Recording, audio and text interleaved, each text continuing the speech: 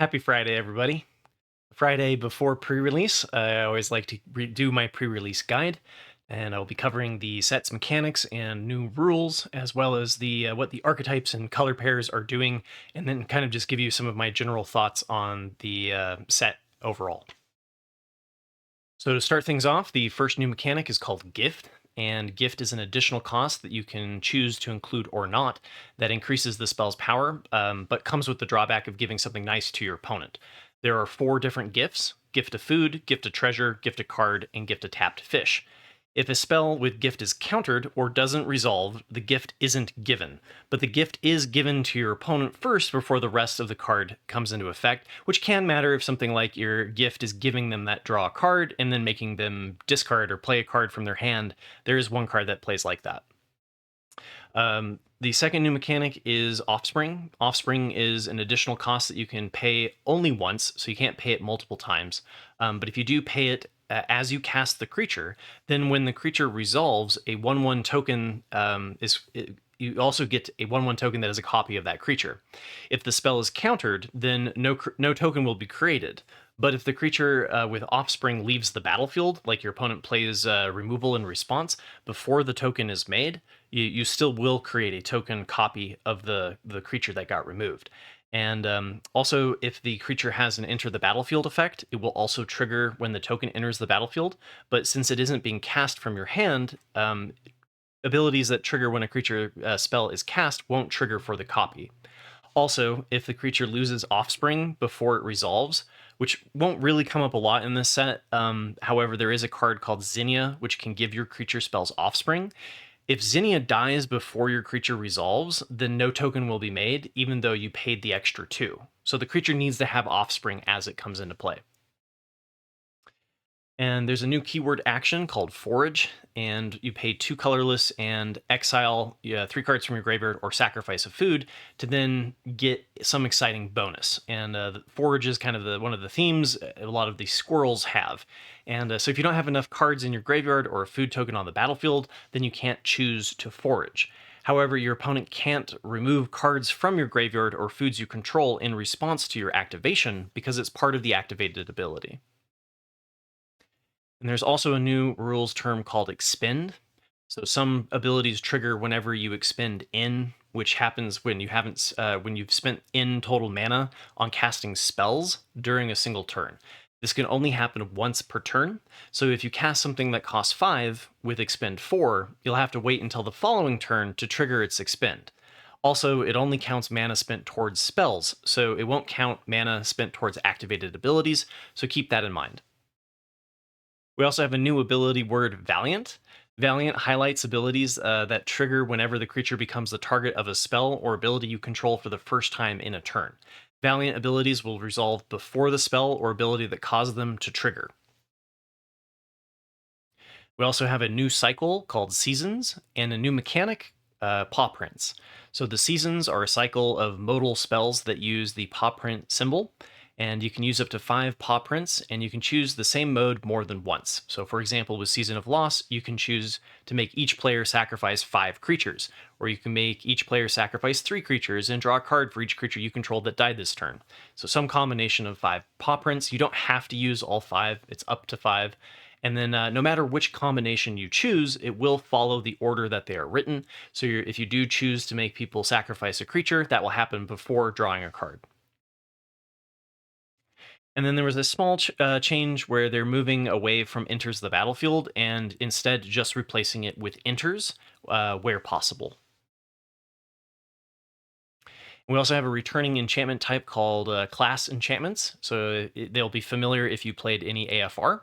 And the enchantments start out with the base ability and then can be leveled up with mana to gain the additional level 2 and level 3 abilities. So once you're at level 3, you have all 3. And we also have the returning artifact type food. And just to clarify, food is an artifact type, even if it appears on a creature. It is not a creature type. And if an effect refers to a food, it means any food artifact, not just a token. So if something wants you to sacrifice a food token, you can sacrifice carrot cake, for example.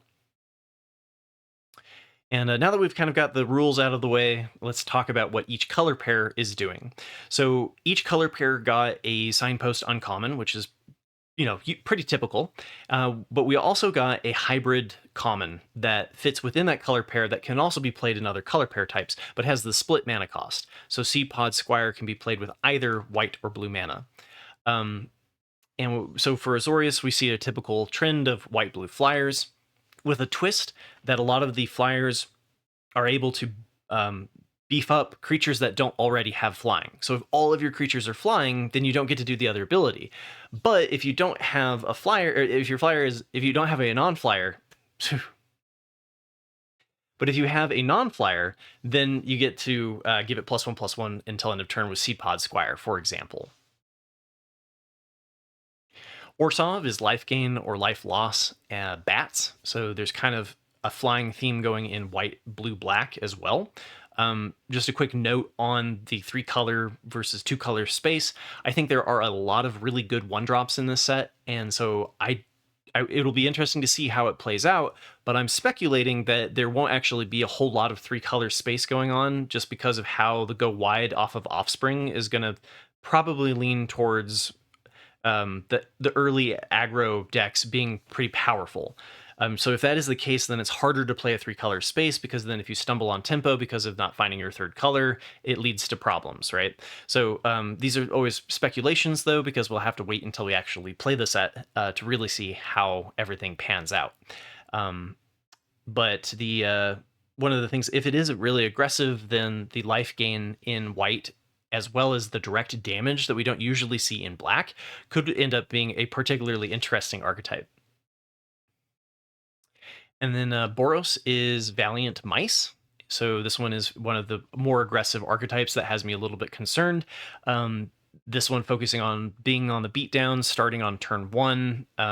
Keep your eye out for anything that targets a creature. You can find ways to trigger Valiant in creative ways, and can apply a lot of pressure to your opponent. And then the other one that's also looking pretty aggressive, so white in general is looking pretty aggressive. It also has a controlling side, which appeals. I think white is looking particularly good. But Celestia is token rabbits, and this one is kind of like your go wide strategy, which with Offspring you can definitely do. And I think there's an interesting red, green, white space. But then you also there is a board pump that we'll get to later. And then Dimir is Threshold Rats, and Dimir is looking more like a controlling archetype.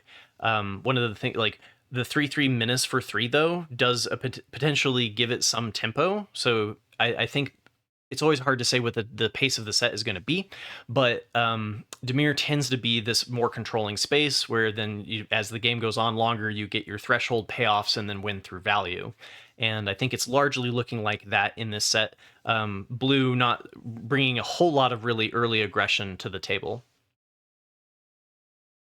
Is Spellslinger Otters, and I think this archetype is relatively well supported. We do have a instant speed 1-cost card that draws a card, which is the really cheap 1-mana cycler is really good for getting the prowess or the Spellslinger archetypes to work.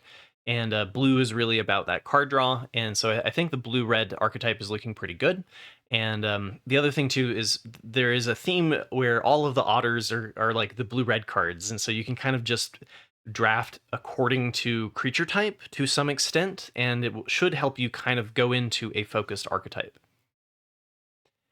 Simic is Blinking Frogs, and this one I think looks a little bit slow and a little bit dirtily, as Simic usually does, just because if it is a really aggressive set, then being able to do things like Blink the Pond Prophet over and over isn't going to be very helpful if you're just getting completely steamrolled by turn 5, right? So hard to say again without actually playing the set, but I think the Simic looks a little dirtily, although I love the idea and the flavor of Blinking Frogs. Rakdos is Lost Life Lizards. So if your opponent has lost life, then you get these additional boons, looking like another kind of aggressive archetype, but a lot of the creatures are poorly statted compared to their compared to red white and green white, in my opinion. But because you have both direct damage from red as well as black, there are really easy ways to enable pinging your damage or pinging your opponent for 1 damage a turn. So this one could play out better than I think it might be reading just on a first glance through. And then Golgari is forage or food squirrels. I think this one is another one that if the set is slower, then Golgari will do better with the restabilizing the life gained off of the food tokens. But if the set is just really fast and go wide, it might be a hard time for mid-range decks just in general.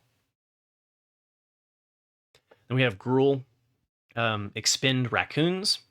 And so green red kind of doing the classic like ramp into your 4-drops, and then your 4-drops with the expend kind of being towards the expend 4, expend 5, giving you these boons. Red green has some really interesting, just powerful uncommons, some just big beef that you can definitely ramp into. And then we have another set of commons that I'd like to point out, which are the duos. So any of the commons that have duo in their name kind of hint towards the 3-color space that you could go with, right? So Bravekin duo is a rabbit mouse, so it's kind of naturally leaning towards red, green, white, or Naya. And being able to put a +1/+1 onto a creature gives you that Valiant, right? And then also with the +1/+1 counters theme of like Celestia.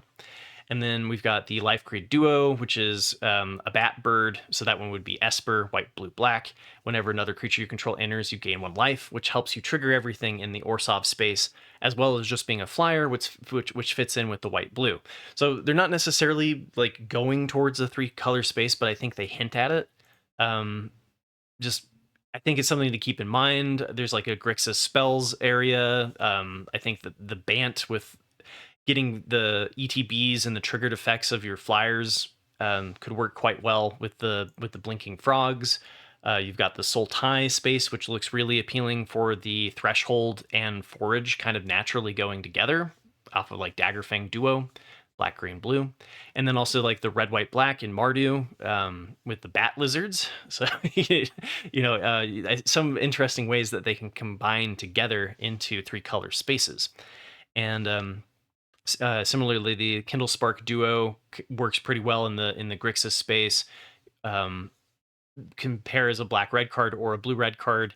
And then the Rough Shod duo seems to fit into the Naya strategy as well. And then the last pair of duos is the Baker's Bane duo, which I think really goes well into Jund, and then Jund, and then the Tree Guard duo, which goes well into Bant. So there's kind of this, they don't have to go into the 3-color space, but they can, and they give you some interesting ideas. And again, it's all mapped out by the creature type, which I think really helps out for people to kind of easily navigate the space.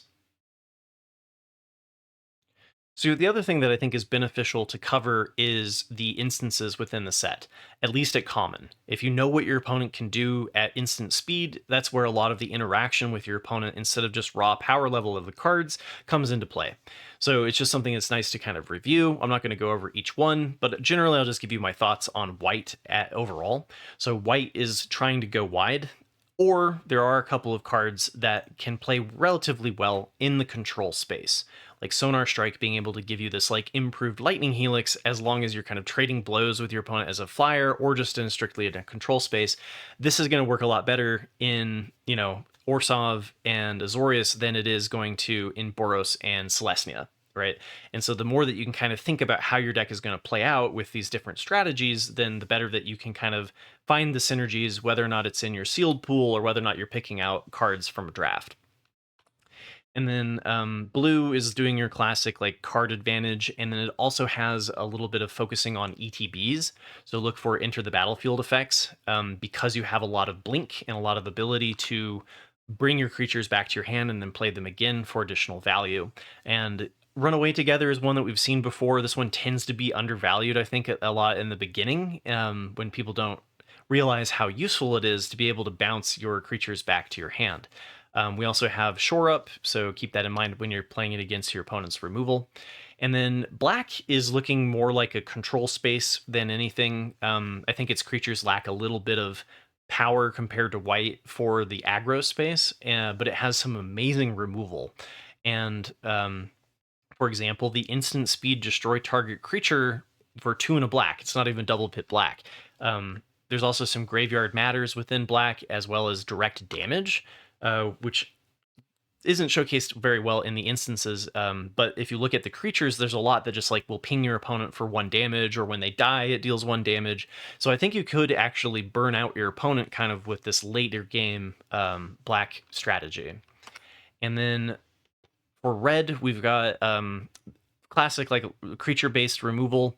You also have some direct burn. I think that there's a lot of instances, the card draw in blue and then the direct damage in red lends itself naturally to a Spellslinger archetype that is mostly in blue-red, maybe splashing some black.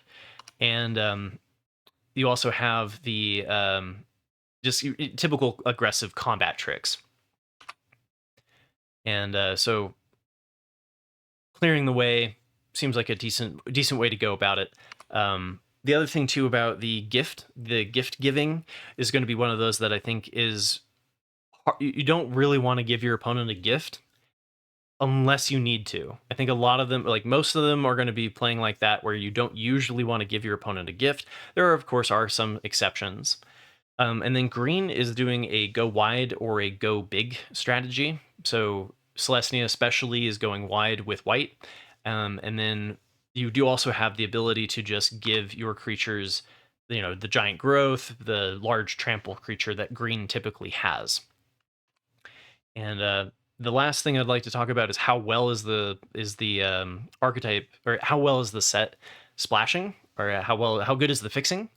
And we do have a mana dork that can tap for any color in green, and it does have 3 toughness, which looks relatively good if there is a lot of early aggression. And then the other thing too is there's a couple of artifacts, so not very many, but there are a couple.